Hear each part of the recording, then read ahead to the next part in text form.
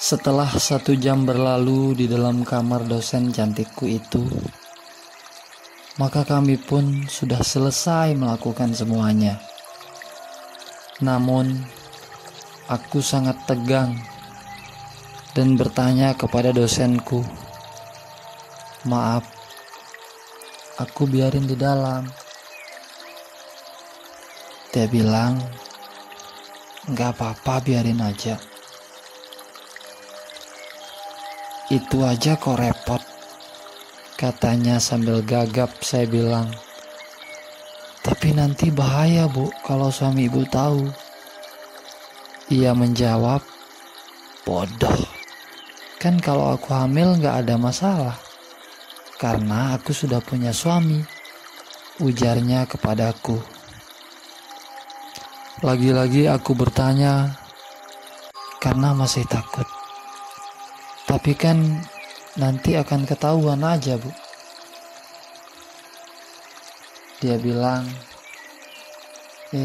kamu kok takut? Biar saya yang akan atur semuanya."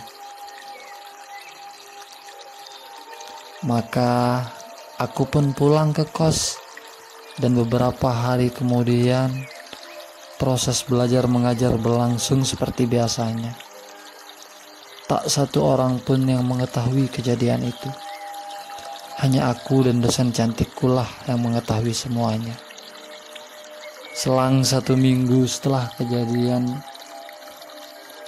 ia pun memanggil aku ke rumahnya untuk melakukan yang kedua kalinya. Maka saat itu aku pun bersiap-siap, karena aku sudah mulai paham akan maksud dan tujuan dosenku memanggil aku. Sesampaiku di rumahnya, maka ia menyuruh aku langsung masuk ke kamar tempat kemarin. Dan terjadilah untuk yang kedua kalinya. Tetap dengan kondisi suaminya sedang tidak ada. Maka gaya demi gaya yang kami peragakan dengannya layaknya seorang yang sudah berhubungan suami istri. Saat itu tetap durasinya 1 jam bersamanya. Maka pulanglah aku setelah itu, dan saya diberikan sejumlah uang pada saat itu untuk membeli keperluanku.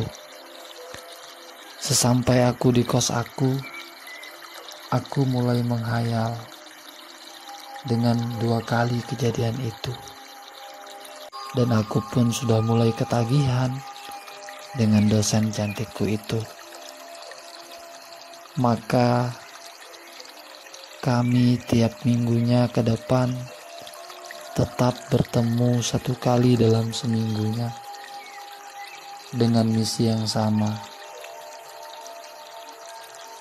Maka 1 bulan kemudian, tanda-tanda hamil dari dosen cantikku itu mulai muncul. Ia mulai muntah-muntah. Keadaan itu ia ceritakan kepadaku.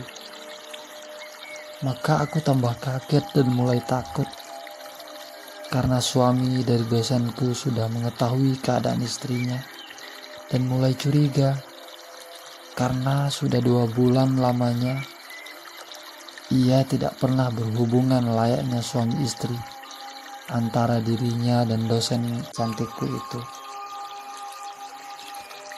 Maka terus kecurigaan suaminya mulai menjadi-jadi.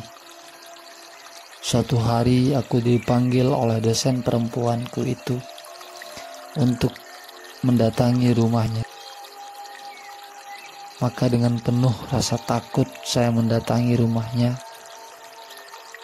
dan bertemu dengan suaminya jua. Dalam hatiku bilang, aduh, parah. Semuanya pasti sudah ketahuan dan akan sangat membahayakan saya.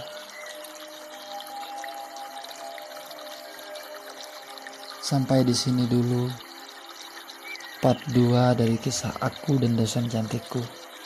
Simak kelanjutan di part 3-nya ya, karena saya akan kasih semua cerita tentang aku dan dosenku.